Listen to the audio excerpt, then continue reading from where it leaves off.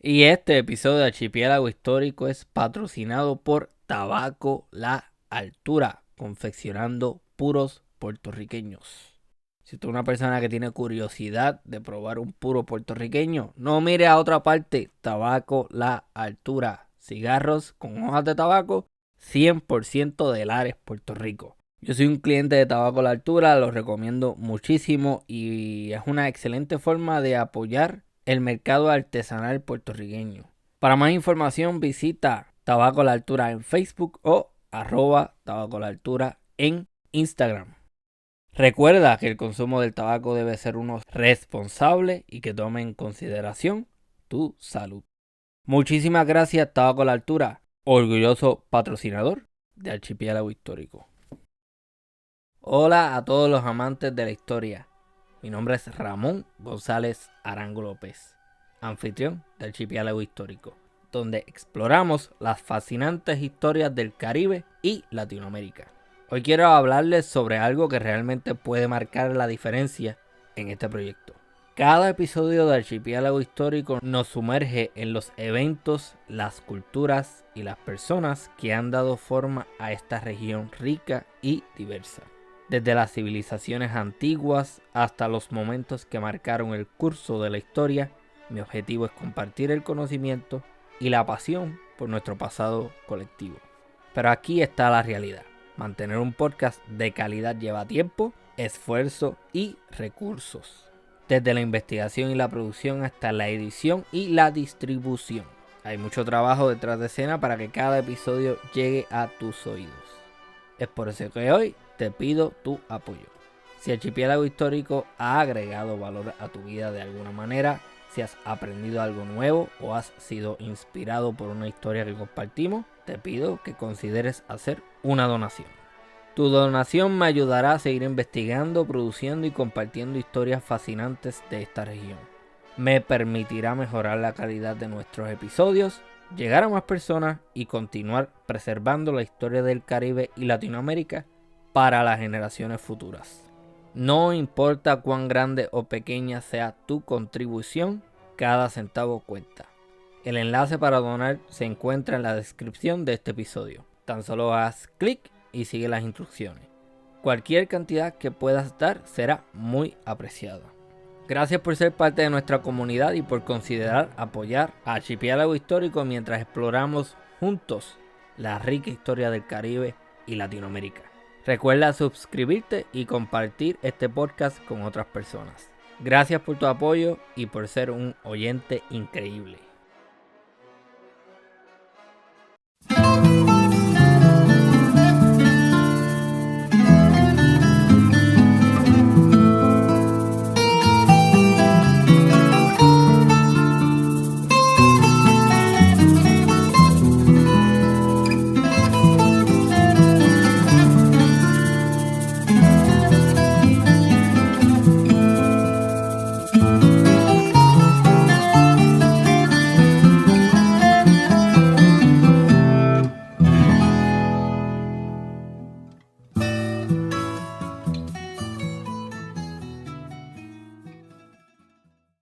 Bienvenidos y bienvenidas a una nueva edición del Archipiélago Histórico. Mi nombre es Ramón González Arango López y en esta ocasión tengo el gusto de conversar con el doctor Genaro Abraham Childs. ¿Cómo está todo? Todo bien, un gusto estar aquí. En el episodio 35, junto al sociólogo Luis Cintrón Gutiérrez, yo hablo sobre un sociólogo que estudia la situación de las guerrillas en Colombia. Este es el episodio. Este es el episodio. Este es el episodio sobre las guerrillas colombianas. Para las personas que no están familiarizadas con el trabajo de Dr. Genaro Abraham Childs, por favor, provéenos un trasfondo y cuáles son tus intereses académicos. Bueno, gracias por tenerme aquí. Los que no me conocen, pues me llamo Genaro Abraham. Soy profesor en la Universidad de Gonzaga en el estado de Washington, una universidad jesuita. Trabajo particularmente pues el conflicto armado colombiano. Me interesa mucho las resoluciones de la guerra y pues me he dedicado un poco a entender las causas las causas continuas y las repercusiones, digamos, del conflicto armado continuo que lleva pues lacerando a Colombia unos 80 años, más o menos. Y de la misma forma, pues hice mi disertación doctoral sobre una de esas guerrillas que se llama las Fuerzas Armadas Revolucionarias de Colombia, Ejército del Pueblo, a las FARC-EP, y lo estudié desde el punto de vista de una revolución fracasada y cómo es que esa revolución, pues a pesar de ser uno de los, a pesar de ser un intento revolucionario de las más fuertes en toda América Latina, ¿por qué fracasaron? Esa fue la pregunta central.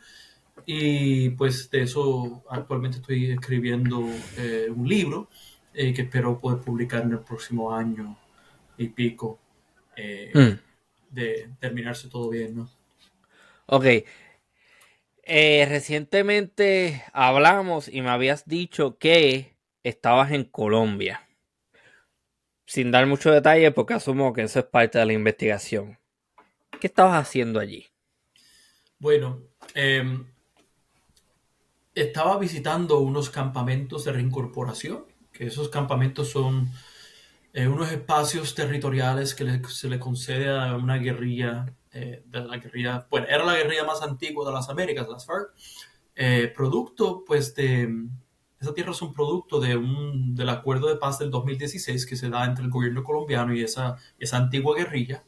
Y son espacios de recapacitación, de reintegración a la sociedad, espacios donde básicamente los guerrilleros y las guerrilleras pueden ir viendo cómo negociar, ¿verdad?, su existencia en un mundo pues que siempre ha sido difícil manejar, ¿no? Ser guerrillero es básicamente dejar a tu familia atrás, es dejar la vida atrás, es irse al monte, un espacio eh, muy distante a la vida que conocías antes. Eh, La clandestinidad. sí, en efecto, aunque ciertamente la clandestinidad se daba en espacios más urbanos, ¿no? En el caso de muchas de la guerrilla de las FARC, eh, eran escondidos, digamos, pero eran escondidos entre un campesinado que de alguna forma u otra o lo toleraba o lo apoyaba, ¿no? Y ese campesinado, pues entre ellos no eran necesariamente clandestinos, es más, hacían política, ¿no? Con estos grupos marginados, estos grupos pues, más vulnerables de la sociedad colombiana. Ok. am, Ay, pero no te mi contesté pro... la pregunta, perdón. ¿Verdad? Ajá. Decía hacia allá, pues estaba en esos espacios, ¿no?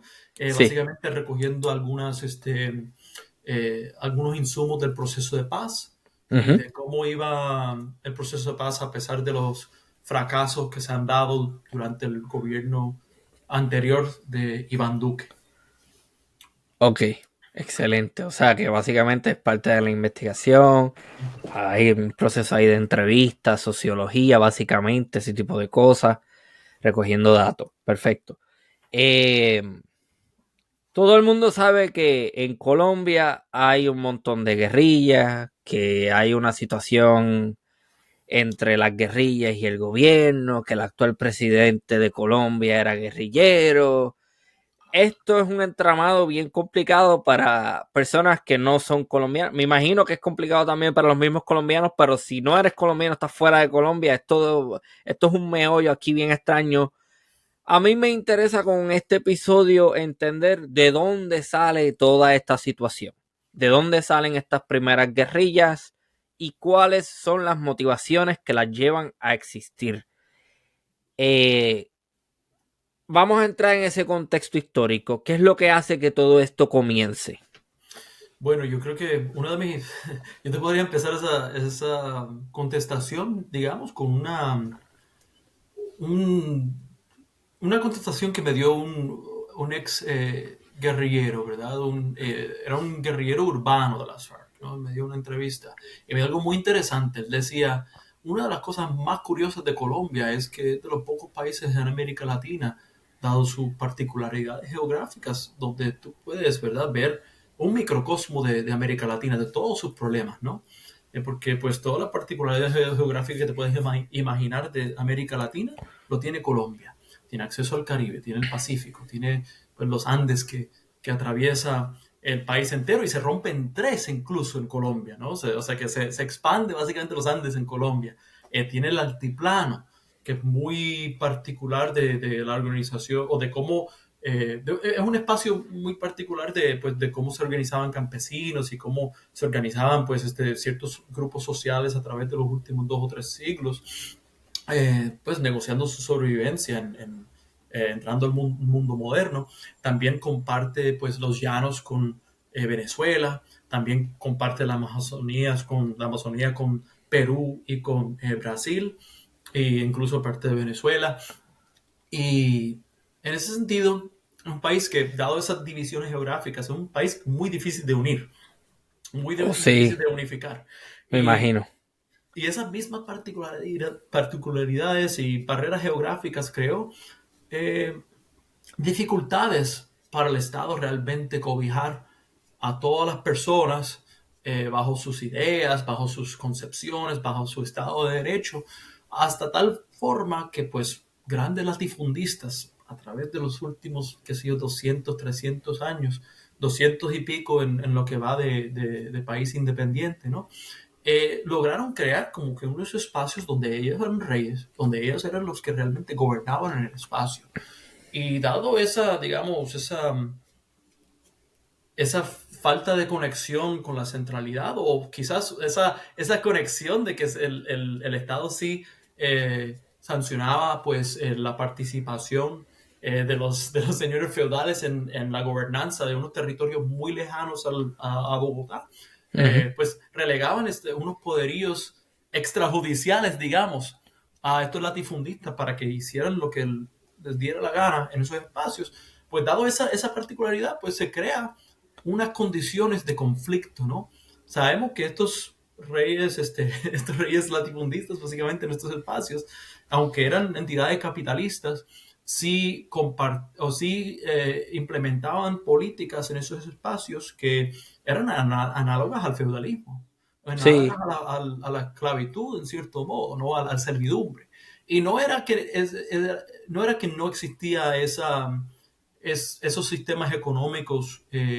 No era que el capitalismo no llegaba ahí, sino más bien que el servidumbre se negociaba y se incorporaba al proyecto capitalista del neocolonia que se llegó a ser Colombia, ¿no? Y en ese contexto se crean unas desigualdades terribles en estos espacios, donde poco a poco, a través de los últimos 200 años, se va creando pues orgánicamente unas disidencias, ¿no? Eso es una metanarrativa, digamos, de toda América Latina, en cierto modo. Pero yo creo que la particularidad colombiana, lo que lo hace distinto, ¿verdad? Lo que lo hace como que este sitio donde es un epicentro de guerrillas es que, bueno, primero, dado el hecho de que fue un estado muy centralista desde el principio, a diferencia digamos, Venezuela, cuando se rompe de Gran Colombia y todo el asunto, es que se da una centralización del poder que era ineficiente, que pues permitía que ciertos poderíos locales pues, se empoderaran más.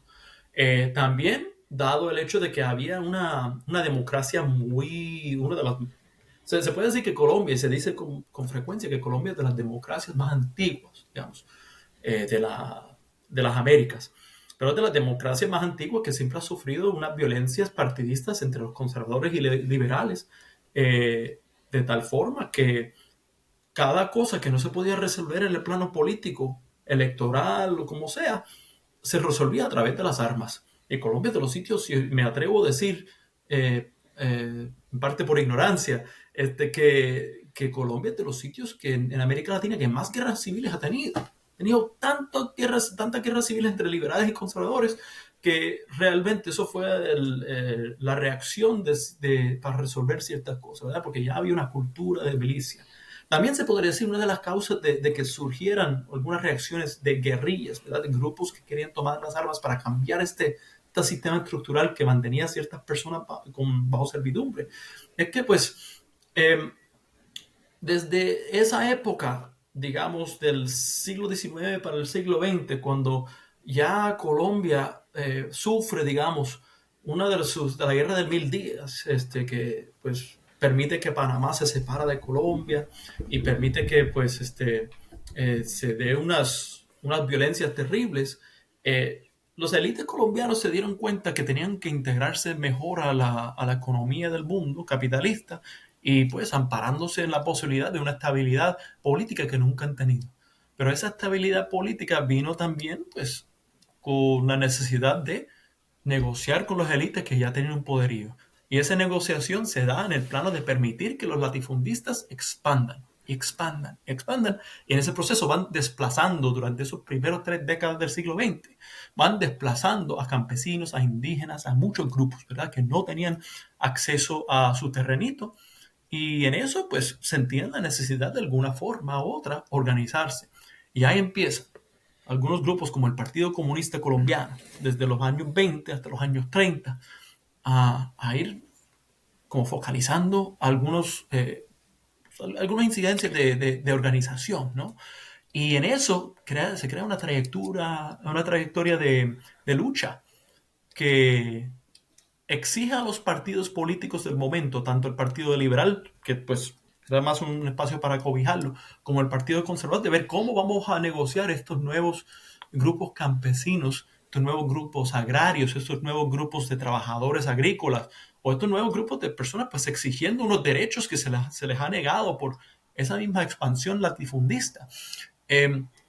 Pues viene el Partido Liberal y busca cómo crear una gran sombrilla para acoger a los movimientos socialistas, a los movimientos obreros de distintos tipos. Y por ahí es que sale entonces la gran figura de Jorge Eliezer Gaitán, que fue el alcalde de Bogotá, fue una persona muy conectada a las luchas obreras y que en aquel momento trató de incorporar a los grupos a esta nueva forma de ver la política colombiana, que no era un liberalismo clásico de solamente conceder derechos, sino un liberalismo que buscaba de alguna forma u otra conceder también una equidad mayor. No era Ujú. socialista, era un liberal radical, pero sí tenía si se podría decir hoy día, un corte progresista, ¿no? Y en ese contexto de estos grupos tratando ¿verdad? De crear un espacio político donde siempre se le ha negado, se va subiendo las tensiones hasta tal punto que los conservadores y los liberales van poco a poco creando milicias, eh, eh, participando de enfrentamientos violentos unos entre los otros, hasta tal punto de que el mismo Jorge Eliezer Gaitán en el 1948 fue asesinado. En el 48 empieza entonces una de las épocas más terribles de Colombia, que se llama la violencia. La época de la violencia era uno de las guerras civiles más terribles de la historia colombiana, entre liberales y conservadores. Los conservadores estaban gobernando en esos momentos y los liberales se fueron del partido, o los grupos que pues eran los grupos socialistas, los grupos como más radicales dentro del liberalismo, se van del partido, y muchos campesinos liberales que tenían algún tipo de atadura a este partido, muchos tienen que huir de sus espacios, huir de sus pueblos, porque de la misma forma iban los grupos conservadores a sacarlos a la fuerza, a la violencia. Muchas de las guerrillas que nacen entonces en los años 60 narran sus historias a partir de ese momento, ese gran estallido social del 48, que llevó al país a matarse, a sufrir 220 y pico de mil muertos, ¿no? Y millones de desplazamientos. Y de ahí pues nacen las guerrillas de las actuales, las FARC, las EPL, que era un grupo maoísta, y pues también el ELN, que actualmente se encuentra negociando en La Habana, Cuba, para su entrega de armas. O en estos momentos un cese al fuego para ver cómo van a lograr la paz, ¿no? Eso es como que la gran narrativa. Pero realmente, si podemos simplificar todo lo que te acabo de decir en 2 o 3 palabras, te diría, es la desigualdad. La desigualdad fue la mayor causante de estas guerrillas, ¿no? La desigualdad y la falta de acceso a la participación política eh, creó estas cosas. Y de la misma forma, las guerrillas, pues hasta el sol de hoy, todavía exigen que acceso a la participación política se les sigue negando algunos Mm. de los grupos más marginados de Colombia, y que esa desigualdad y esa inequidad, ¿verdad? Sigue siendo un motivador de violencia que todavía no se ha acabado. Hasta el sol de hoy, básicamente, hay un promedio de un líder social campesino que se mata por día o defendiendo Wow. derechos. Sí, es una cosa terrible. Sí. Ok. O sea que básicamente se crea la Gran Colombia luego de la independencia de las ex colonias suramericanas del Imperio Español. Mm. Luego de eso pasan las décadas. Esta Gran Colombia se disuelve en diferentes naciones o diferentes países que nacen, Venezuela, Panamá, que dato curioso, Panamá se independiza con la ayuda de los norteamericanos, Ujú. porque el chisme histórico, que no es un chisme, porque chisme conlleva que hay cierta duda, aquí no hay duda de eso. Lo que pasa es que Sí. los norteamericanos fueron donde la Gran Colombia, donde los colombianos más bien, a decirle, mira, queremos construir un canal en el istmo de Panamá. Y que le dice la élite y la cúpula de poder colombiana a los Estados Unidos, no vas a hacer ese canal. ¿Y qué hace? Ah, bueno, pues está bien entonces. Yo sé que en Panamá, que en esa área de Panamá hay unos grupos separatistas. ¿Qué yo voy a hacer? Yo los voy a armar y voy a hacer que peleen contigo.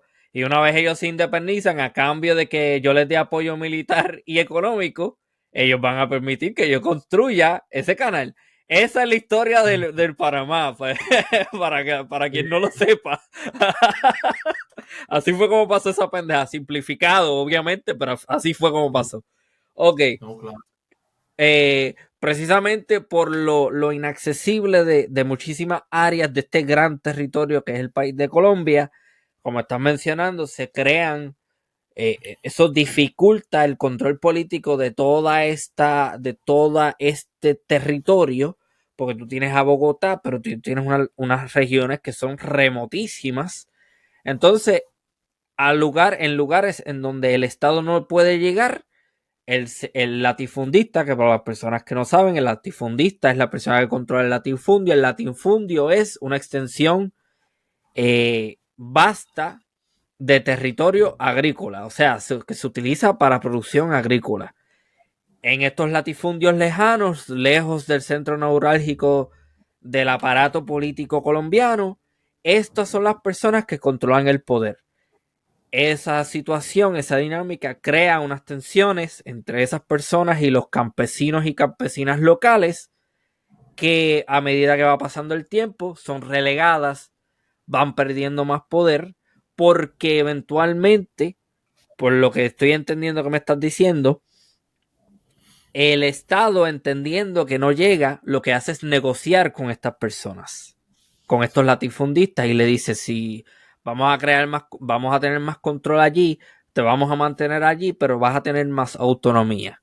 Entonces, esa tensión y esa expansión y esa desigualdad, palabra clave que la has mencionado en varias ocasiones, es lo que hace que estos movimientos nazcan. Pero yo no sé hasta qué punto sería sería correcto decir que es una reacción violenta desde el campesinado, porque yo me atrevería a decir sin saber que ya estos latifundistas tenían milicias para ejercer presión y mantener el control por medio de la violencia en estos lugares. ¿Quiénes son los primeros que comienzan el ciclo de violencia en Colombia? Bueno, yo creo que sí. Es una buena pregunta, ¿verdad? Porque dependiendo de la época histórica, uno podría decir que son distintos actores. Pero sí, vamos a hablar de la violencia estructural ¿verdad? Que ya ejerce el Uh -huh. latifundista en los espacios que controla. Y la tendencia a ser rey en ese espacio. Pues sí, siempre han habido unos grupos de que eventualmente se llegaron a llamarse autodefensas, y eventualmente se llega a decir que son paramilitares, ¿no?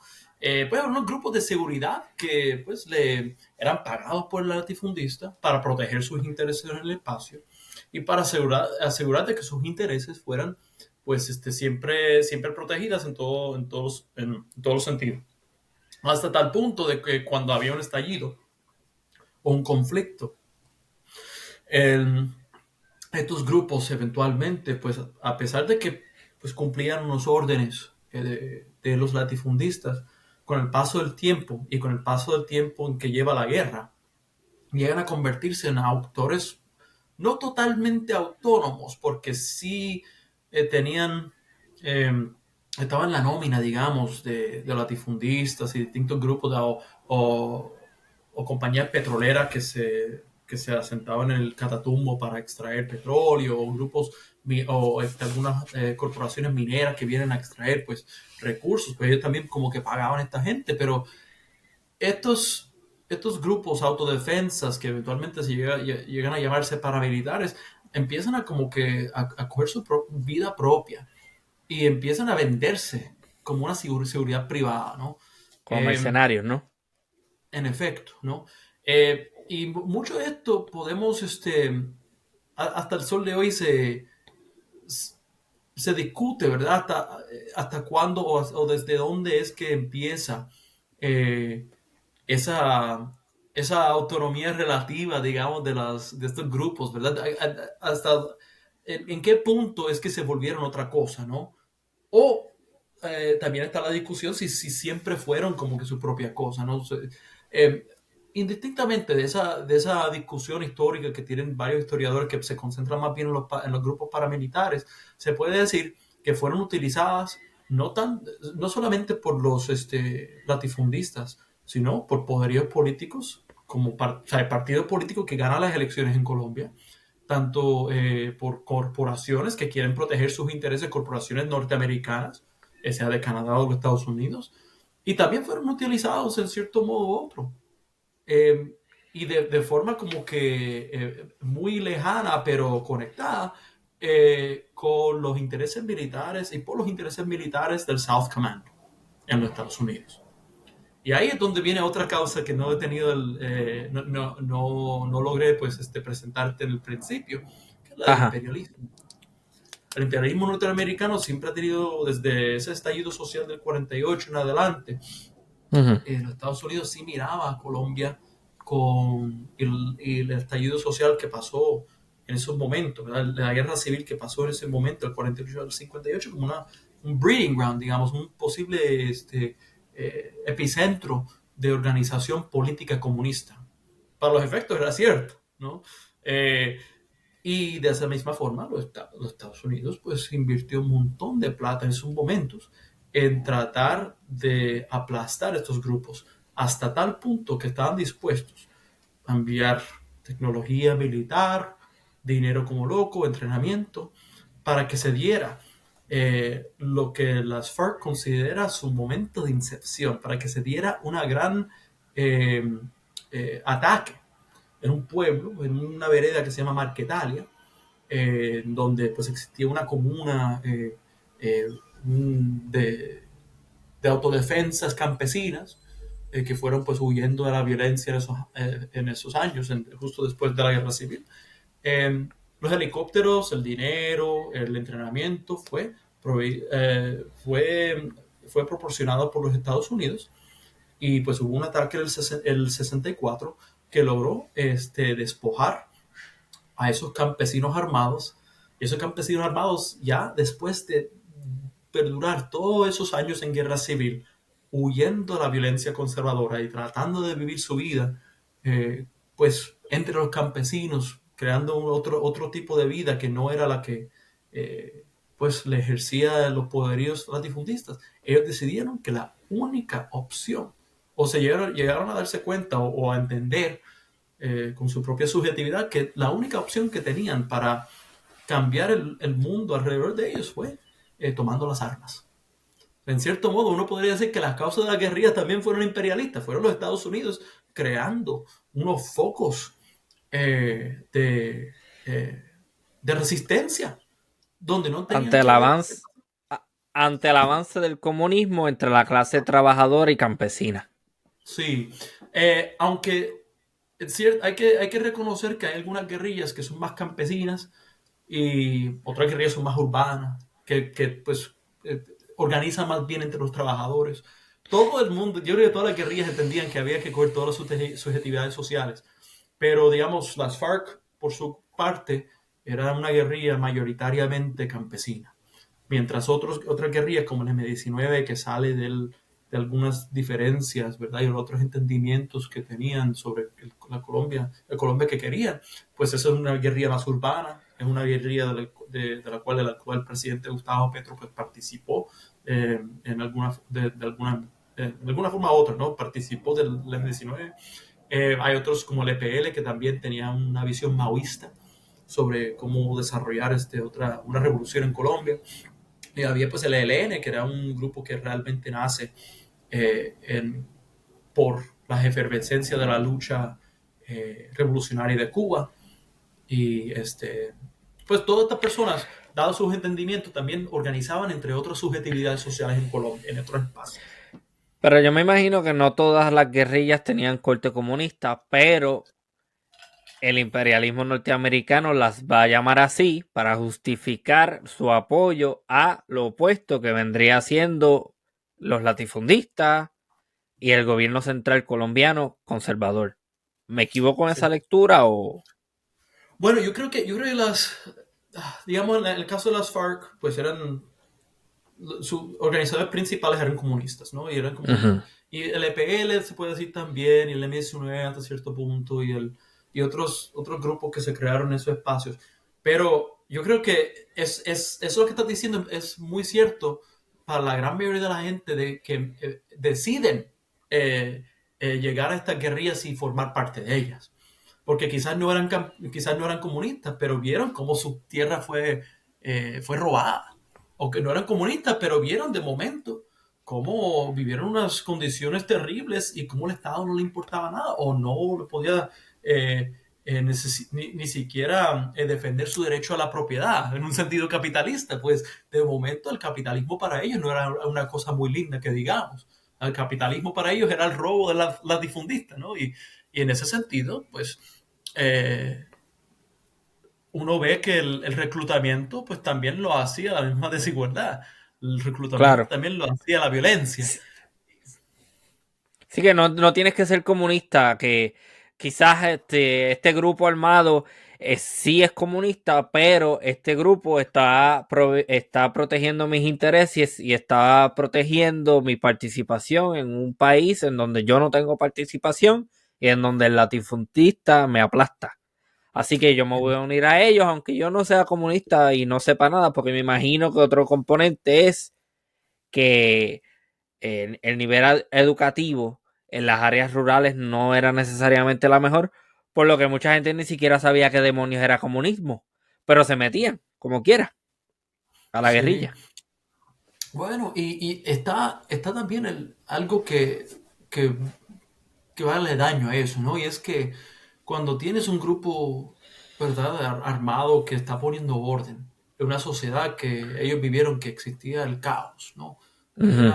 Que de momento ves que la guerrilla está defendiendo tu propiedad, que te está negociando, digamos, si vienen unos latifundistas a tratar de imponerse sobre tu vida, y viene la guerrilla y dice, no, hasta acá, aquí hay un Estado de Derecho que nosotros defendemos. No es la del Estado colombiano, es la de la revolucionaria que nosotros controlamos en este espacio.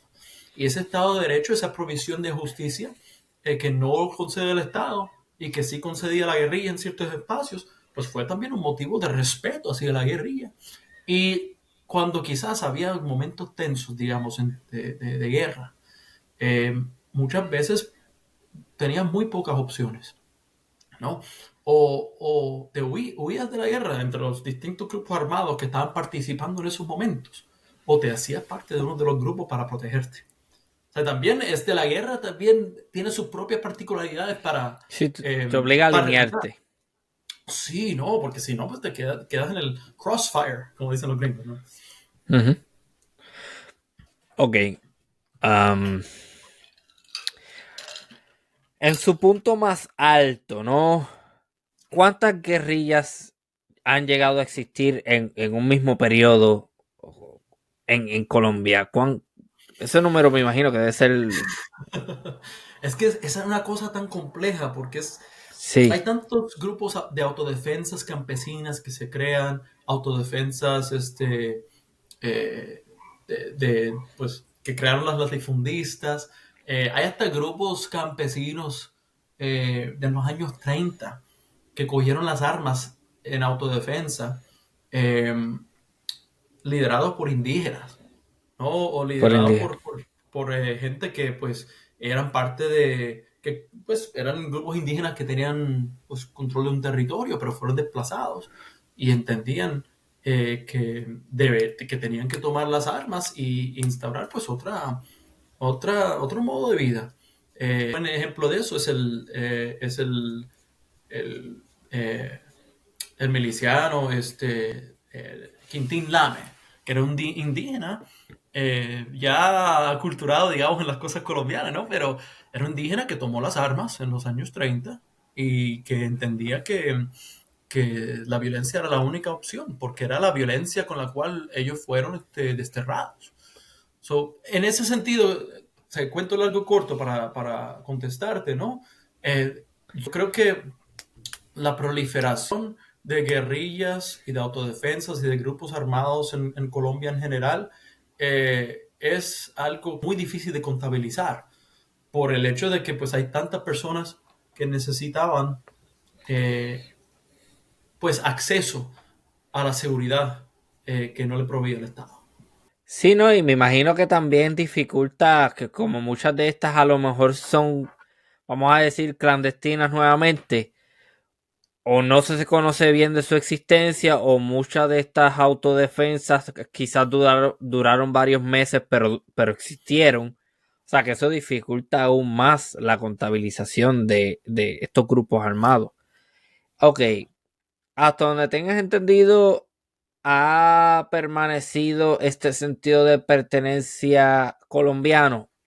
¿O en algún momento se articuló alguna guerrilla o alguna alianza de guerrillas para crear la independencia o sacar un territorio del resto de Bueno, yo Colombia? creo que existieron varios esfuerzos para tratar de unificar las guerrillas y coordinar trabajos, particularmente está el ejemplo de la coordinadora guerrillera, pero también existe lamentablemente, pues dado el hecho de que las guerrillas, independientemente de cómo se organizaban internamente, muchas veces la geografía colombiana obligaba a estas guerrillas a tomar distintas posturas en distintos sitios, ¿no?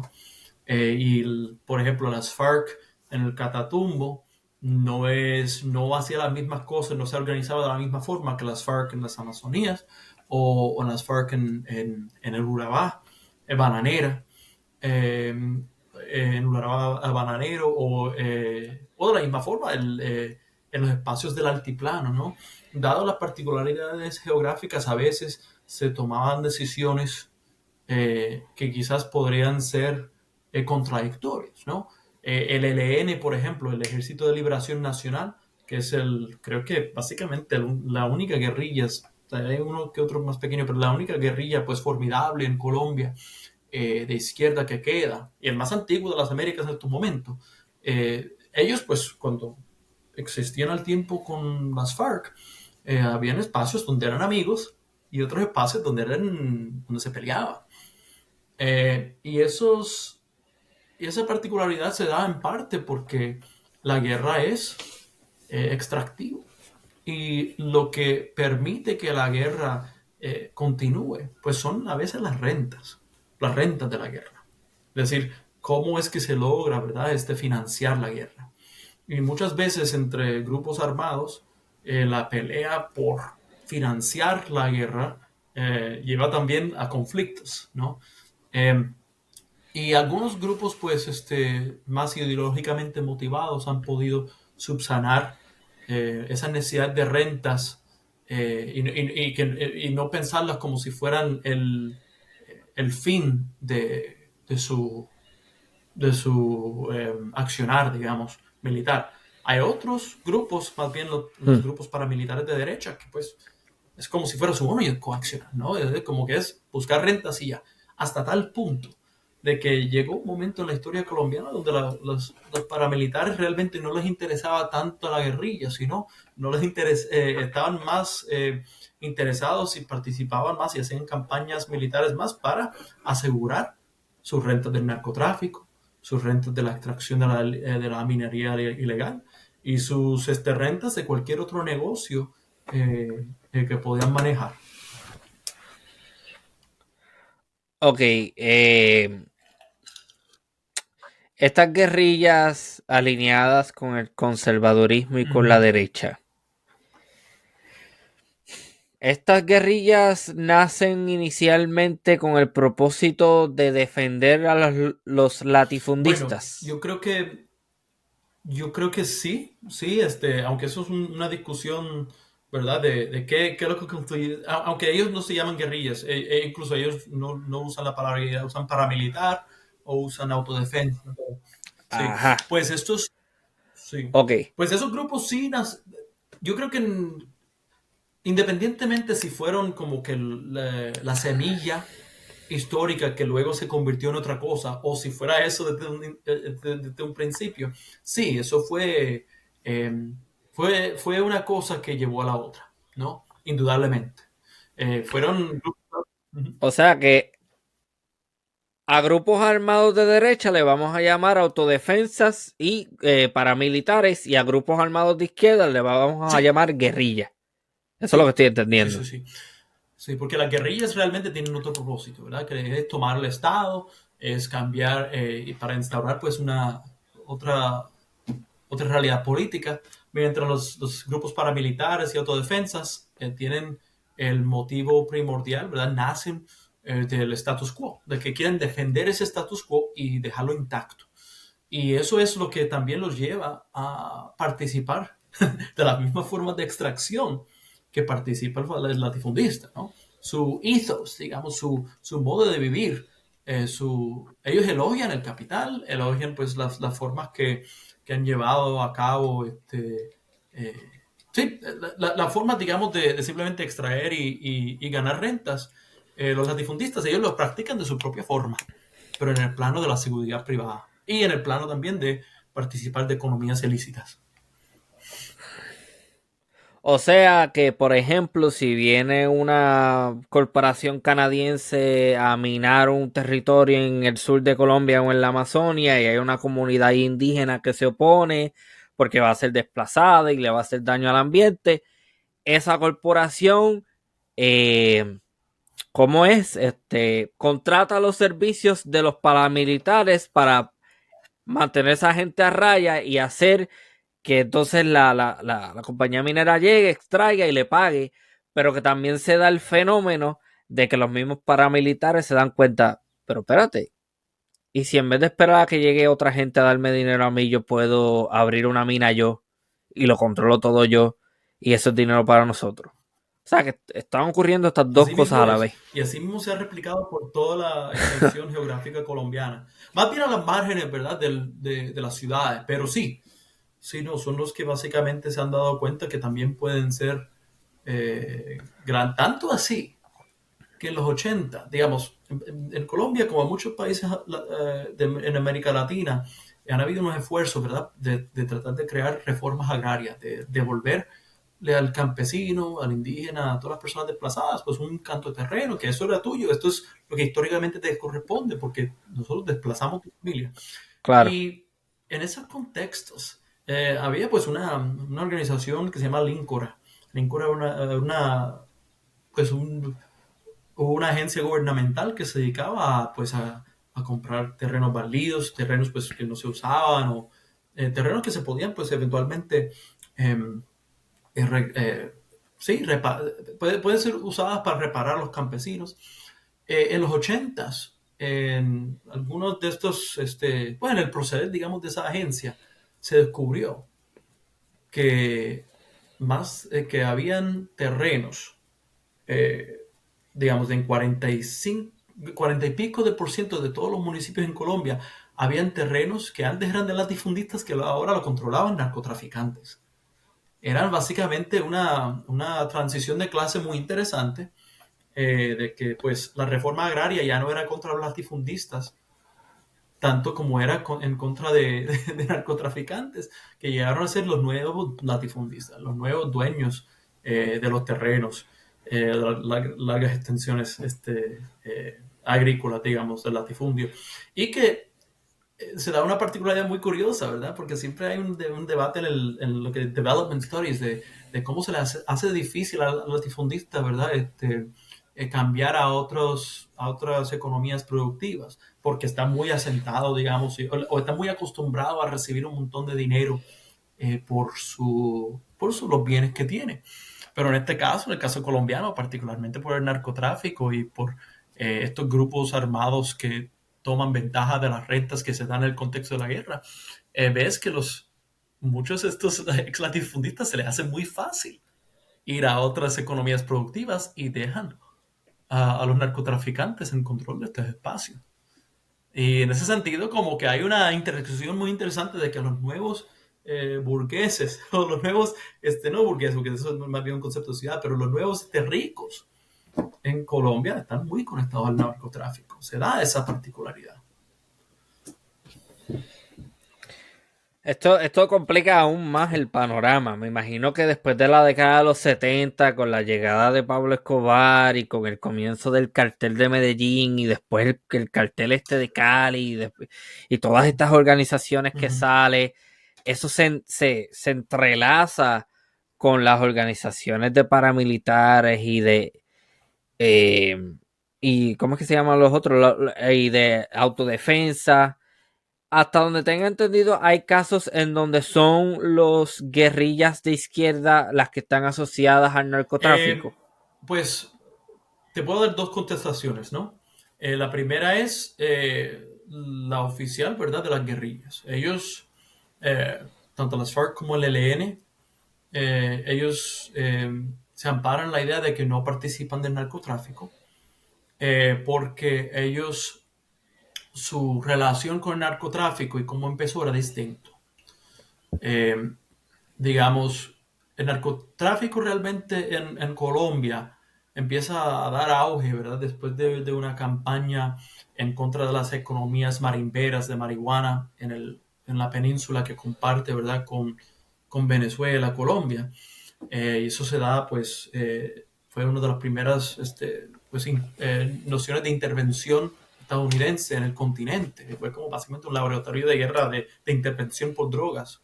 Pero después de eso, se da la particularidad de que, pues, en los 60 y 70 había demasiados campesinos huyendo de la guerra, huyendo de los espacios donde antes habitaban, hacia las Amazonías, hacia las Amazonas, hacia los espacios marginados de Colombia. En ese contexto, entre esos campesinos, también marchaba, en estas olas de personas, marchaba el guerrillero. Y lo único que diferenciaba al guerrillero, el campesino, era el fusil. Porque por lo demás era una persona que tenía que abrir terreno, que tenía que cultivar la tierra, que tenía que vivir en estas condiciones horribles porque fueron desplazados de sus tierras. Y los que lograban sobrevivir esas grandes trayectorias mudándose a estos espacios tan remotos de Colombia, pues la pasaron mal. Y cuando la pasaron mal, tenían que vivir de subsistencia. Pues lo que hacían era cortar árboles, hacían una primera, segunda siembra de cosas básicas para sobrevivir, que si de carbohidratos, de pana, de esas cosas, ¿no? de cosas que se podían comer de momento y eran muy calóricos, ¿no?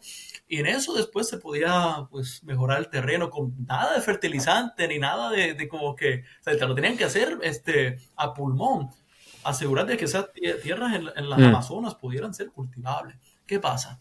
Llega la guerrilla ahí y pues pone una semblanza de orden y de Estado donde no existía el Estado.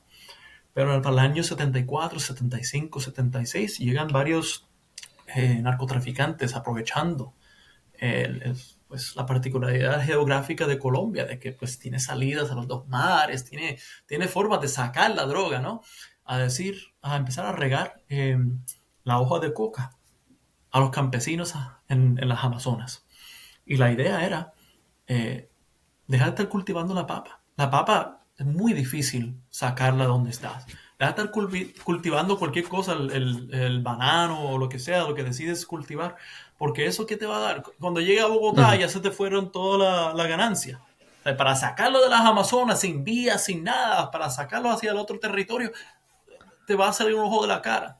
Mejor cultiva este cash crop, que es la coca, y te vas a salir mucho mejor. ¿Qué pasa? Las guerrillas se dan cuenta que esto está pasando y la primera reacción de las guerrillas en estos espacios será detente, no queremos nada de estas cosas aquí, esto es una cuestión de corrupta del capitalismo tratando de pues corromper las realidades, la ideología que estamos desarrollando en este espacio, este modo de vida que estamos desarrollando en este espacio. Pero orgánicamente los campesinos que si le das la opción de ganar un poquito más por cultivar la coca versus cultivar la papa y de momento tienes una ganancia que no tenías antes y a diferencia de la papa y a diferencia de otros cultivos, la coca crece cada 3 meses y viene el narcotraficante y te lo recoge en la puerta y no tienes que ir a ningún lado y te da cash. Claro, y Sí, te y paga te ahí paga mismo. ahí mismo. ¿Qué vas Ajá. a preferir? Pues los campesinos prefieren la coca. Y en ese sentido, o sea, era casi de la noche de un día para otro. Organizaciones como las FARC, como otras guerrillas, tenían que aceptar el hecho de que pues, los campesinos estaban haciendo esto y tienen dos opciones. O legalizarlo, como se da esta discusión acá, ¿verdad? O pues prohibirlo y saber que no vas a poder controlar nada y van a seguir haciéndolo. Eventualmente las FARC, inteligentemente, decidieron empezar a cobrarle lo que llaman el gramaje, que básicamente es un impuesto que se le da al hectárea que cultivas o lo que sea. Y ese gramaje pues le permitió a guerrillas como las FARC crecer. O sea que muchas personas dicen que, mira, las FARC está participando en el narcotráfico. Y en cierto modo uno podría hacer el argumento, pero no estaban necesariamente traficando en ese momento. Sí, No es no, tan estaban fácil. simplemente, ellos Sí. cobraban tanto el que era el dueño de la discoteca en ese pueblo donde estaban, como el que cultivaba papas, como el que cultivaba otra cosa. Ellos extraían rentas y ofrecían servicios de seguridad, creaban, esto lo dicen de forma muy orgullosa los ex guerrilleros, hay vías enteras que fueron creadas por las FARC. Hay vías enteras o hay puentes en el medio de la nada que fueron creados por las FARC, que ellos fueron los garantes, digamos, de la infraestructura en ciertos espacios donde el Estado no estaba. Y en ese sentido, pues sí, podemos decir que tenían una conexión. Hay otros momentos en espacios donde sí se cultivaba mucha coca y dado la naturaleza de la guerra y la necesidad de sacar más rentas, que ciertos frentes de las FARC, supuestamente a espaldas de la centralidad de la organización, empezaron a participar de esa economía, pero del narcotráfico, ¿verdad? Y hay que entender que en cualquier industria productiva, los que siempre ganan más son los intermediarios, son los que trafican, son los que mueven la cosa de un lado a otro, son los que crean el branding, ¿sabes? Como que, pues así mismo, si uno piensa en el negocio, digamos, de la coca o de la marihuana o de la amapola para la heroína, pues también el que controla el aspecto del tráfico, de llevar el producto de un lado a otro, se lleva un hueval de plata. No es tanto como el que controla el cultivo está en the bottom side, on the raw material side, digamos, de esa cadena. Y en ese sentido, pues habían algunos grupos que Ujú. decían, no, pues vamos a hacerlo. Y, y algunos, pues, hay algunos casos muy importantes que las FARC, pues, eventualmente sanciona al interior de su guerrilla, hasta tal punto que fusilaron a algunos narcotraficantes a su interior. Dicho eso, te doy la segunda contestación, ¿verdad? Que es que ellos Ujú. quieran o no, son dependientes de esa economía porque han Sí. estado encima, digo, no las FARC, porque las FARC ya es una guerrilla ya que se entregó las armas y ha participado del proceso de paz, pero básicamente todo grupo armado que no estatal, que está pues participando del conflicto armado, participa de estas rentas y lo hace muy dependiente de ellas. Y podemos decir que pues No son necesariamente narcotraficantes, pero dependen de la economía. Ok, hice la pregunta anteriormente, pero no creo que la haya hecho de la mejor forma, así que la voy a hacer otra Perdón. vez. No. ¿En algún momento existió el interés por parte de alguna guerrilla de, ok, no me interesa entonces adquirir mayor participación dentro del territorio colombiano? A mí lo que me interesa ahora es separar esta extensión de territorio de Colombia y crear mi propio estado. ¿Esa idea en algún momento Pues existió? uno podría decir que desde siempre eso fue la naturaleza de la guerrilla, eh, antes de convertirse, antes de tomar el Estado.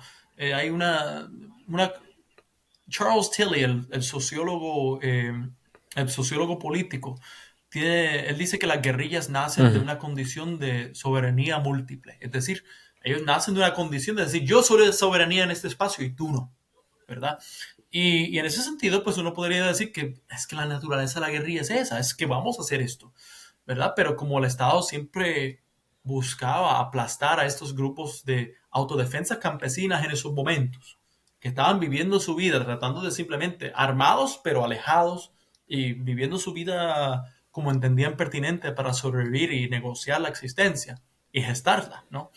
Eh, pues que eso en sí pues podría ser un ejemplo de que mira, vamos a crear un espacio, ¿verdad? De simplemente no somos parte del Estado. Hay guerrillas, por ejemplo, como el STLN en México, que es más así, ¿verdad? Que más es una cuestión de autonomía, de separarse. Pero dado también la realidad histórica de dónde nace y cómo nace grupos como las FARC, como el EPL, como el ELN, ellos nacen en el contexto, uno totalmente distinto, el STLN, pues que sí crean como que en esa cuestión de apartarse, nacen en el contexto neoliberal. Esta guerrilla nace en el contexto de la Guerra Fría, donde había que tomar el Estado, ¿verdad? Y en ese sentido, como que el outlook era otro, ¿no?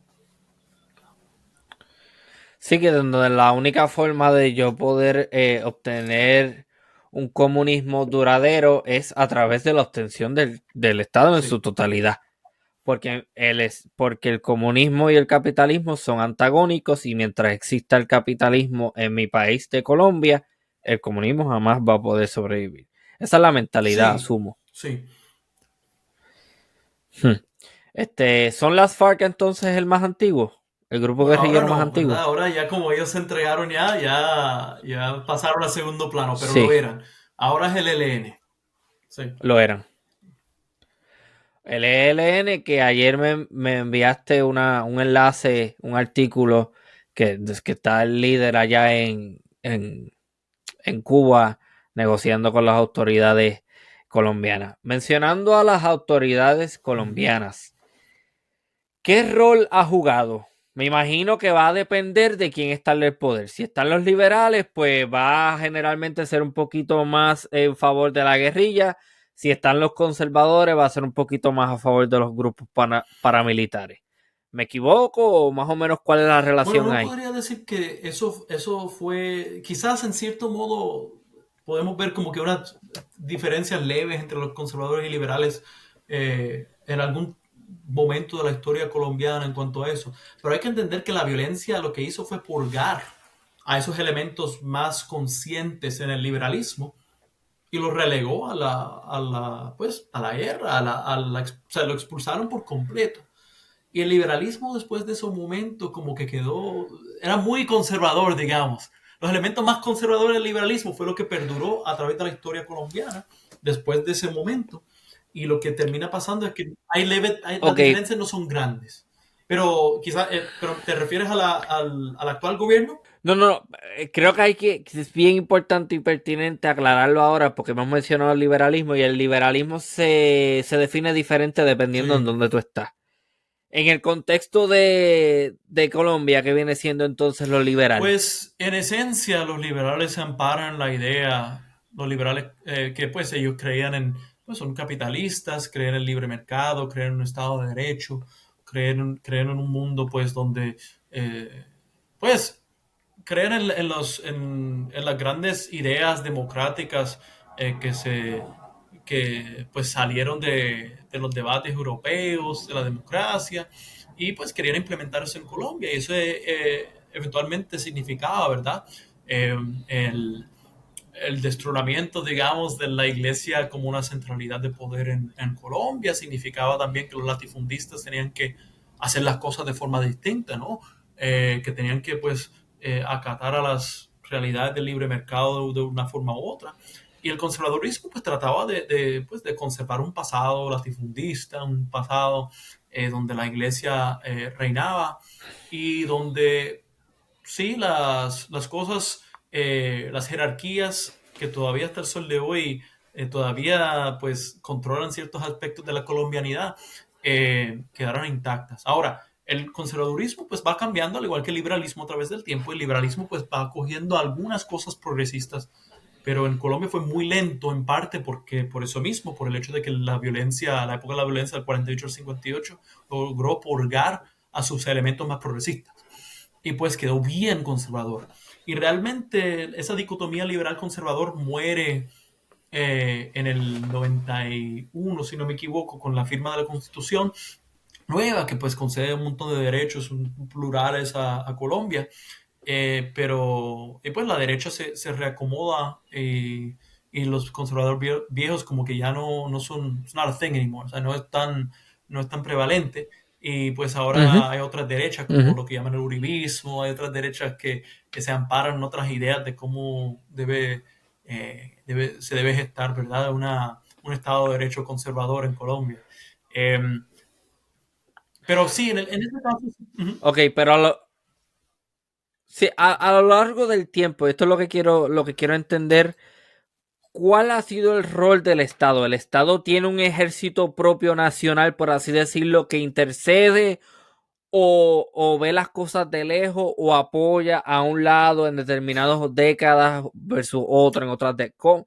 ¿Cómo ha cambiado ese rol del Estado en estos conflictos que sí son del país completo, pero que también son bien regionales? Lamentablemente, por más que uno quisiera, ¿verdad? Que la milicia colombiana, las Fuerzas Armadas colombianas, el Ejército colombiano, la Fuerza Aérea colombiana, todo y todas sus ramas fueran pues entidades que buscaran pues de alguna forma u otra crear un Estado de Derecho pues que proteja la propiedad privada de los campesinos, que proteja pues los intereses, la integridad física de las personas. Eh, los la milicia no ha sido exento, digamos, de las críticas que se le puede atribuir a otros grupos armados. En parte porque, pues, las rentas de la guerra misma han también permeado la milicia, ¿no? Han permeado uno Ok. para no alargar mucho el asunto y la explicación, les puedo dar un ejemplo. Fue el ejemplo de lo que llaman los falsos positivos, que llegó un momento dado en la guerra, la guerra, protracted warfare, guerra que es prolongada, ¿no? Se da a veces el ejercicio de demostrar a través de los números que tú estás ganando. Y la cosa es que llegó un momento donde el ejército colombiano eh, quería ingeniar, digamos, la idea de que estaban ganando. Y a través de eso, pues lo que se lograba era crear unas condiciones donde se les llamaba a personas muy vulnerables, gente pobre, digamos, de las ciudades, en la urbanidad, o gente campesina, a trabajar en ciertos espacios y se les mataba y les cambiaban la ropa por ropa de guerrillero y sí, lo mataban y lo enterraban. Y lo contaban en sus números como parte de la ganancia de la guerra que estaban ganando. Wow. Eso se llama el escándalo de falsos positivos, que pasó mayoritariamente bajo el gobierno de Álvaro Uribe. Ahora mismo, Y eran civiles. sí, civiles, no tenían nada que ver. Y se empezaron a... Cuando yo estaba allá haciendo Wow. el trabajo de campo, estaba en uno de los sitios donde estaba era en Dabeiba, un pueblo antioqueño, Ajá. un pueblo precioso entre las montañas. Ahí en su cementerio, al lado del cementerio, se descubrió una fosa común de hace 10 15 años, de personas eh, que pues fueron matados, fueron engañados para ir a un sitio, decir, tienes trabajo, trabajo temporero, esto, lo otro, vas a hacer X y trabajo, y los militares los mataban y los Ujú. enterraban. Y la milicia, pues, en Colombia, pues todavía está sufriendo, esa realidad. Por algo ahí, en el Es- contexto de 2016, se creó una jurisdicción que se llama la Jurisdicción Especial para la Paz, es como una corte de justicia transicional, que, pues, donde se están diciendo estas verdades. Y se está ofreciendo a los militares, a los ya. paramilitares, tanto a los guerrilleros, que como que vengan, vengan a este foro y si si te dejas llevar por las estipulaciones y te dice toda la verdad, pues lo más probable, pues la sentencia tuya va a ser muy poca, pero pues a cambio de que digas exactamente cómo es que funcionó todo esto, porque la verdad es importante para la colombianidad, para saber que esto no se vuelva a repetir en la historia de Colombia. Es una tragedia que hasta el sol de hoy uno podría decir que todavía pasa, en cierto modo, ¿no? Porque las dinámicas de la guerra siguen matando civiles, siguen matando líderes sociales, siguen matando indígenas y no se ha acabado. O sea que entonces el Ejército Nacional de Colombia, lejos de ser una fuerza que busque estabilizar, es un jugador más que lo que hace es postergar la duración de la guerra, participar de las mismas dinámicas nocivas de... Bueno, ¡Wow! Esto es peor de lo que yo pensaba. Yo creía que tenía una idea, pero esto no... Ahora entiendo por qué tanto colombiano sale de Colombia y sí, migra. Porque es que es entendible, sí, no, cualquiera. ¡Wow! sí, no, no. Este, me has mencionado eso de las FARC. ¿Cuáles son las condiciones que hacen que las FARC decida salir de la contienda e incluirse dentro de la sociedad civil y no participar más? Bueno, ellos piensan que participan ahora de otra forma, ¿no? Por ejemplo, yo he hablado con algunos eh, otras personas, ¿verdad? Firmantes del acuerdo de paz que se incomodaban cuando yo usaba la palabra excombatiente. Porque muchos de los más radicales sienten que no, yo estoy combatiendo en el plano de las elecciones, estoy combatiendo en mi barrio organizando los sindicatos, y ellos ven como que todavía son parte de eso, pero Sí, sí, a entregar las armas, digamos, y entrar a la sociedad civil de forma más, sí, como civiles.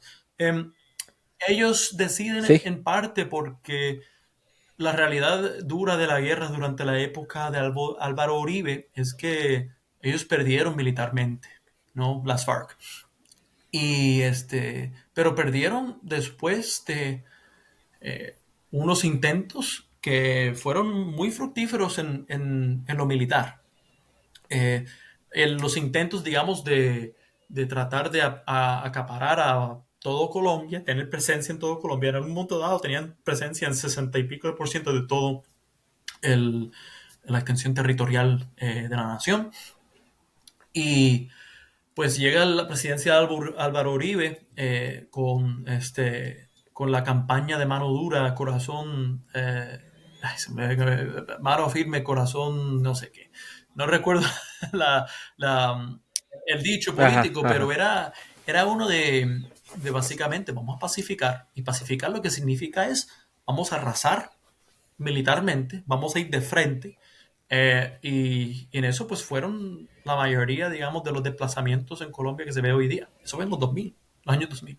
Un dato muy curioso que la gente no conoce es que después del 2001, digamos, del ataque a las Torres Gemelas, a los FARC y otros grupos Ujú. guerrilleros se les clasifica como terroristas a partir de ese momento por el cambio de pues el régimen, digamos, de seguridad nacional de los Estados Unidos. Se cambia pues el cómo conciben a estas guerrillas y lo que hacen es justificar pues la entrada de millones y millones de dólares para combatir a estas guerrillas. Y en el proceso, pues, sí, pasaron, la gran mayoría de las barbaridades de las guerras pasaron en esas épocas, épocas recientes, hasta tal punto que Colombia hasta ahora tiene el número de desplazamientos, de personas desplazadas internamente más alto del mundo, numéricamente, porque pues uno podría decir Siria Wow. por proporción a poblaciones más grandes, pero numéricamente Colombia tiene, hay distintos, eh, 50 de distintos números que se utilizan, pero yo he escuchado números tan altos como 8 millones de personas desplazadas internamente en un país de 50 millones de personas. O sea, es una cosa tremenda. Sí, eso sí, sí, sí, son una cifra significativa. ¿Qué está pasando ahora con la ELN? ¿Están entonces en el movimiento de hacer lo mismo que las FARC y entonces participar de forma más, vamos a decir, política? Ya lo estaban haciendo, pero político dentro del plano electoral y toda esa cosa. ¿Eso es lo que Yo está creo que pasando ahí? en cierto modo ellos sí quieren apostarle a la paz, pero a diferencia de las FARC, eh, hay que entender que las FARC también sufrió otras batallas que no sufrió el ELN. Una de esas es la masacre de lo que llaman la Unión Patriótica. Cuento largo corto, después del 84 y después de unas negociaciones con con el presidente Belisario Betancourt, pues le concedió una vía electoral básicamente a o combatientes que querían pues ir poco a poco saliendo de ese espacio.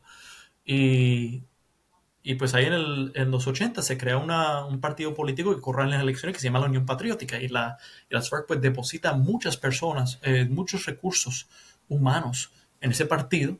Es decir, a veces algunas de las personas y campesinos aledaños, digamos, que eran campesinos y líderes sociales que eran cercanos a las FARC o que creían sus posturas pero no eran armados, ¿verdad? Que estaban en sus respectivos espacios, pues las FARC crea este espacio para que esta gente se junte pues ganaron en cierto modo un montón de alcaldías por todo el Urabá antioqueño, que es el espacio bananero, digamos, de Colombia. Ganaron alcaldías como loco y su candidato Ajá. presidencial ganó 4% de la población. Es como que decir, ¿cómo es que las guerrillas pueden tener tantos votos, ¿no?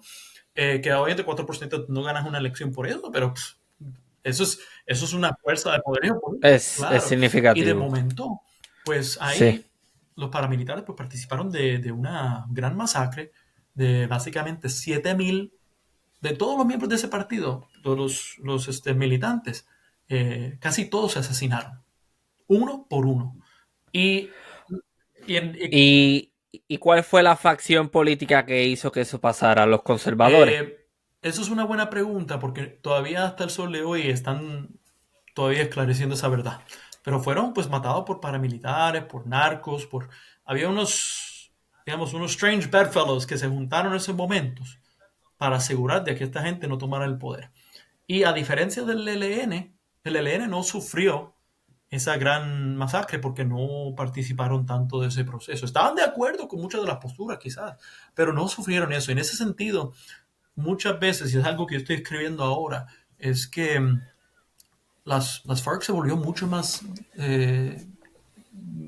centrado, digamos, en la guerra, las tácticas de la guerra, y menos en la construcción de política a partir de ese momento, porque vieron que era imposible construir política de forma legal. O sea, intentaron de nuevo y de momento y Sí, le leen y le leen sí, a sí, las FARC y sí. todos los errores que se cometió con las FARC y dicen, no queremos volver a cometer los errores. Y yo creo que el ELN ahora mismo está mucho más cuidadoso de entregar las armas así porque sí. Y ahora mismo lo que se está negociando son unos puntos muy importantes, bajo otro régimen de paz que se llama la paz total. Eh, bueno, empiezo primero por las posturas que se están negociando. Se está negociando el posible cese al fuego, ¿verdad? Se está negociando ahora mismo cómo se va a crear una pedagogía para la paz, donde realmente se crean unas condiciones donde la sociedad colombiana encuentre otras formas pues de entretener sus problemas y de eh, entretener sus soluciones, mejor dicho, a sus problemas. Y se está dando también la particularidad de la participación de la sociedad civil, ¿no? El ELN está diciendo que este cese al fuego no puede ser simplemente una cuestión bilateral entre el gobierno colombiano y el ELN. Puede ser nutrido por las ideas y las quejas de la sociedad colombiana y están negociando ahora mismo en La Habana esas particularidades.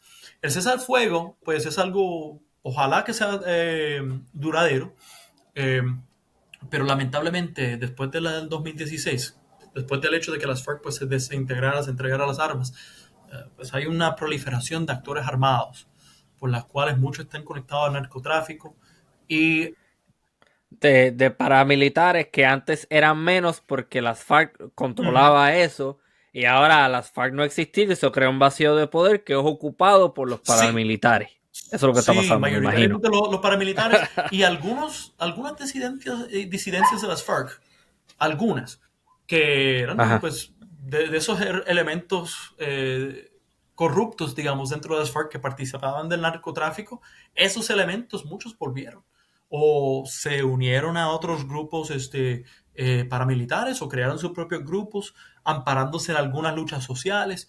Hay algunos en esos espacios que sí tienen un fin político, pero dado el hecho de que básicamente nacen de ese proceso de paz fallido, pues están si quieren crear una base social, está a cuesta arriba, o sea que yo dudo que la tengan mucho, ¿no?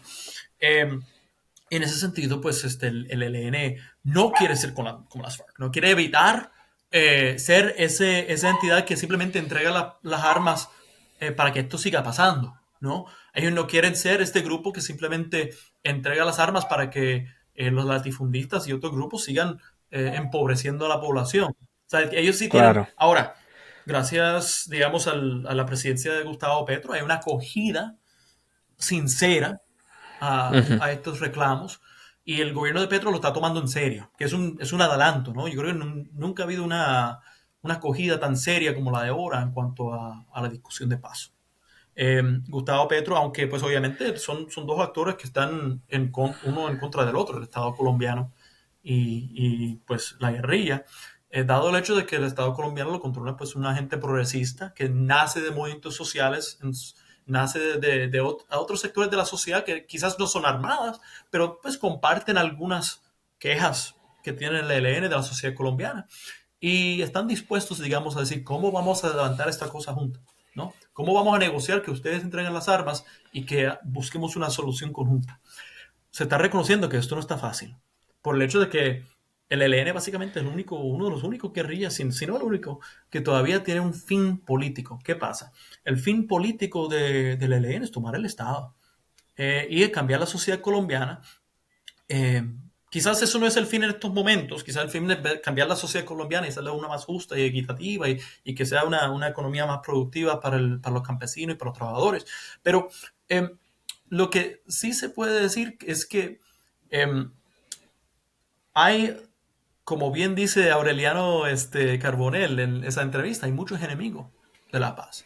Y muchos enemigos de la paz son gente que pues hacen plata de la guerra. Esta guerra que puede durar por años y años y años. Y hay muy poco interés en realmente de ciertos poderíos que todavía controlan pues espacios privados en Colombia. Hay muy poco de interés en de que esto se acabe. Ujú. Muy poco. Y eso es el gran reto. Y además de eso, hay que pues, pensar en lo otro que te iba a decir, que es el nuevo régimen de paz que se está tratando de lograr, que es la de la paz total. ¿Qué es la paz total? Pues, en resumidas cuentas, es una idea. Te digo la forma, no conozco tan bien la teoría ni creo que voy a tener pase para hablarlo completo acá, pero te digo que en la práctica lo que Ujú. se va a hacer con esta política pública de la paz total es crear unas mesas regionales de discusión y de negociación. Y digamos, si tú eres un grupo armado en el Urabá, se abre pues por dar un ejemplo, se abre una mesa de discusión y de negociación con todos los actores que estén metidos en el rollo en esa región. Digamos el ELN, digamos yo no sé quién más, si era un grupo paramilitar, un grupo indígena, o sea, todos van a estar en esa mesa. Si en el Catatumbo, en qué sé yo, en el Cauca, pues también se abre otra mesa. Yo no sé cómo es que se va a dividir las mesas, pero se va a abrir unas mesas regionales para que se negocien todos a la vez, eh, porque se han dado cuenta el gobierno colombiano y también los expertos de conflicto que realmente negociar de forma bilateral entre un grupo armado y el Estado no funciona. No Sí, funciona. no, Y no pues funciona. Es que está demasiado sí, fragmentado, demasiado. sí, no.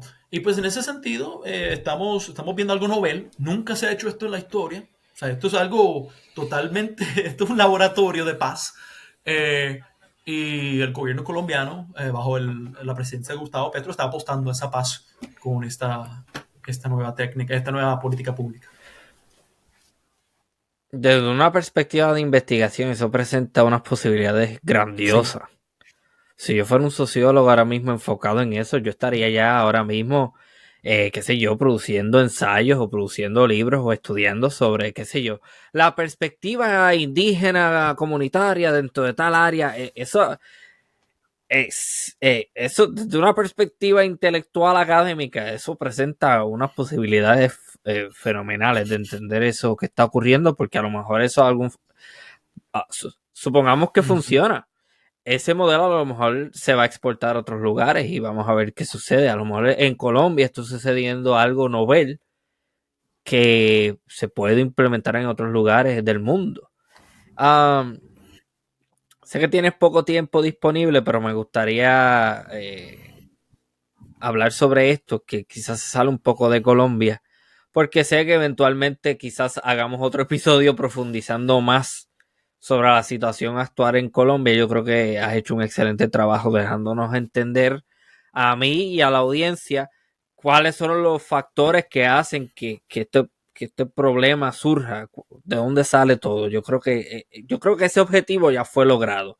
Pero entonces faltaría en un futuro hablar de cuáles son las dinámicas actuales de las guerrillas. Pero me gustaría ir terminando este episodio con la siguiente pregunta. Hace un tiempito atrás me comentaste de, de que el asesinato del presidente de Haití fue llevado a cabo por unos paramilitares colombianos. O que algo así habías escuchado. ¿Qué me puedes comentar sobre eso? Porque eso me resulta sumamente curioso. ¿Cómo es que en un país hay tanta guerra que crea las condiciones para que haya unos profesionales que sean tan eficientes, que sean deseables en otras partes del mundo para llevar a cabo objetivos Pues militares? imagínate, yo en muchas de estas discusiones he tenido la oportunidad de hablar con generales de guerra que ellos mismos me dicen que han sido generales de guerra del ejército colombiano, ¿no? Que han sido, por ejemplo, entrenados Ujú. en la Escuela de las Américas, van a, que sé yo, Atlanta, van a Washington, D.C., hacen sus maestrías, doctorados, aprenden de las técnicas de guerra estadounidenses, vuelven a Colombia y se vuelven expertos en eso, en la guerra. Y está a ese lado, ¿verdad? Está al lado de que tiene una milicia que básicamente es totalmente entrenada por los Estados Unidos, es que muy capacitada, es muy hábil y que son, o sea, Colombia produce unos militares, o sea, del lado de Estados Unidos, unos militares de primera. O sea, para bien o para mal, producen buenos militares, ¿no? Por otro lado, Sí, tienes el hecho de exacto. que, Ujú. pues, hay muchos grupos paramilitares que, si no, como bien describes, han sido, pues, entrenados como profesionales de la guerra por su misma práctica, ¿verdad? De participar de estas dinámicas.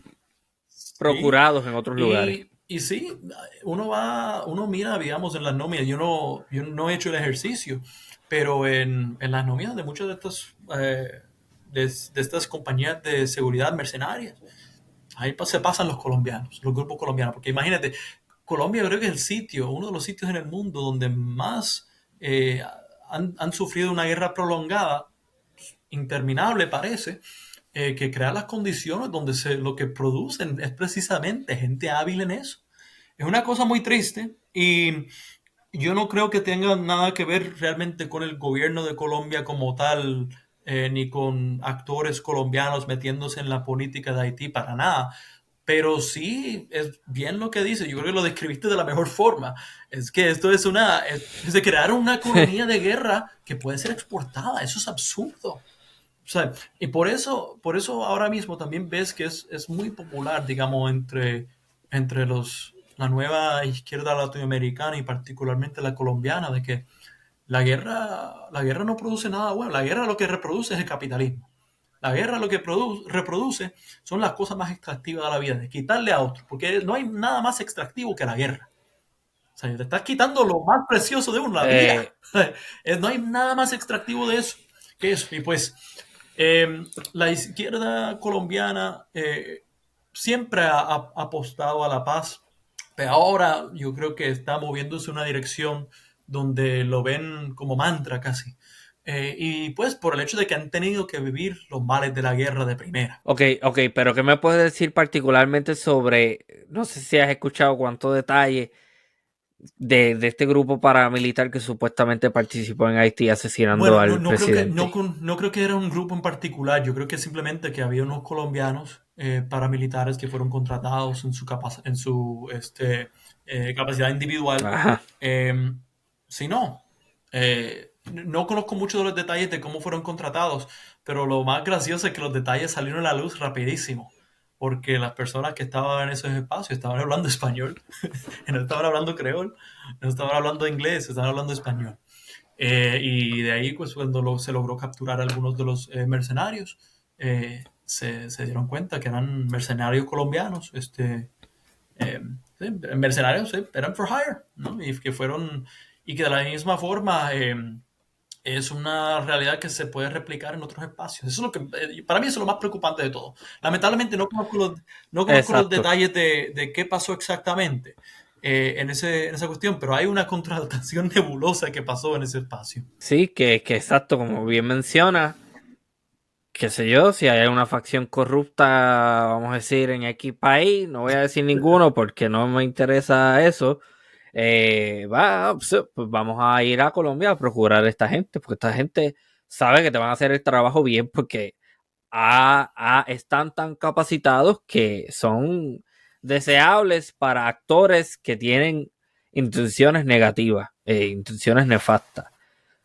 Ok, eso que mencionas es bien interesante y es una excelente, me parece un excelente ángulo, eso del capitalismo como, eso de la guerrilla, de que la guerrilla se está dando cuenta de que de que la guerra crea unas condiciones que perpetúan el capitalismo porque para tú llevar la guerra necesitas municiones, necesitas armas, necesitas diferente logística y para procurar esas cosas tienes que participar del sistema Sí. capitalista. Pero me estás diciendo que eso está cambiando entonces y que a pesar de esa realización puede ser que la cosa Bueno, quizás continúe. yo estoy siendo un poquito injusto con la izquierda colombiana. Quizás me tengo que retractar un poquito, porque en muchas Ok, condiciones, en muchos momentos, digamos, sí no había otra opción. No, en algunos espacios en el territorio colombiano no había otra opción sino la guerra para defenderse. No. Y yo creo que, pues, yo no puedo criticar eso. Y no me atrevería a criticar a alguien que decide tomar las armas cuando se trata de su vida proteger. No, o de la vida de su familia proteger. Eh, o sea, y no importa del bando que sea, porque muchas veces los mismos grupos paramilitares, los grupos de autodefensa, las guerrillas, a veces la gente no tiene ningún tipo de vínculo ideológico ahí, simplemente pues es su existencia requiere tomar las armas en ese preciso momento para que su vida se salve. O sea, yo no soy quien para criticar eso. Ahora, yo sí creo que hay una sociedad colombiana que está cambiando, que está haciendo el esfuerzo y que es liderado grandemente pues, por los sectores de izquierda, que sí están amparándose de que no hay vuelta atrás, de que no podemos volver a la guerra. Y eso para mí me... Y yo creo que los grupos guerrilleros siempre han sabido que la guerra es algo muy capitalista. O sea, yo creo que siempre lo han entendido. Pero yo creo que para mí lo más chévere es que la sociedad colombiana y la izquierda colombiana lo está tomando como bandera. La paz es nuestra. No, eso para mí es algo muy novel.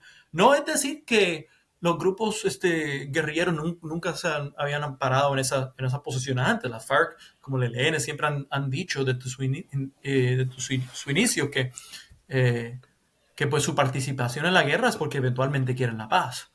Eso obviamente tiene algunas contradicciones que ellos negocian y resuelven con sus propias posturas políticas, pero sí, o sea, ya está llegándose a un entendimiento total de que ya la guerra no puede ser. En estas condiciones, eh, la guerra lo único que crea es la perpetuación, la reproducción del sistema capitalista. pero aquí también hay otro ángulo interesante que me imagino que habrán otros académicos estudiándolo y es el hecho de que la sociedad colombiana ha, ha sido tanto el tiempo que ha pasado, han sido tantas las décadas que yo creo que hay muchos sectores de la población que ya es como que a pesar de que esto existe todavía ellos viven su vida normal. Es como decir aquí, por ejemplo, en los Estados Unidos, que al principio esta jodienda de matar niños, de ir a la escuela a matar niños era algo, wow, ahora pasa cada rato y a nadie le Mm. sorprende. Yo creo que eso también en Colombia está sucediendo. Entonces yo creo que en la medida en que tú le mantengas, en que tú puedas ser efectivo en mantener la psiquis del pueblo, que esto es un problema que hay que resolver. Yo creo que eso es un paso importante, porque sí, yo creo que hay muchos sectores de la población o sectores poblacionales a los que son completamente Sí, indiferentes a esto, a pesar de que está ocurriendo en su en propio efecto. país.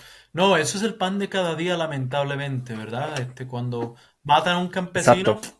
nadie dice nada. Cuando matan a un indígena, nadie dice nada. Ahora, cuando lo mata un grupo guerrillero, ahí tú ves los grupos de derecha alzado alzando la voz, yendo a los programas de radio, yendo a los espacios televisivos, ¿no? Para denunciar eso. Y claro, se Hmm. requieren denuncias, no es decir que no, pero siempre es como que la cosa muy puntual de siempre acentuar cuando es la guerrilla. Y en ese sentido, pues yo no creo que sea muy honesto. Y ellos buscan como pues, la cuestión inflamatoria de la sociedad colombiana, ¿no? Mira lo que están haciendo esta gente, ¿para qué la paz si estos son los mismos que siempre matan? Y hay como que lamentablemente yo creo que en Colombia también hay una otredad que se crea entre el campo y la ciudad, ¿no? Colombia es de los, sí, Oh, sí, sino que como que sí. lo que pasa en el campo es de un chorro de loco, eso es una gente que siempre están peleando, olvídese de eso. Y en la ciudad es donde se vive realmente la normalidad. Y yo creo que también se da la particularidad de que bueno, esto nace de algo. Nace de la guerra también por los desplazamientos innumerables que pasaron en Colombia.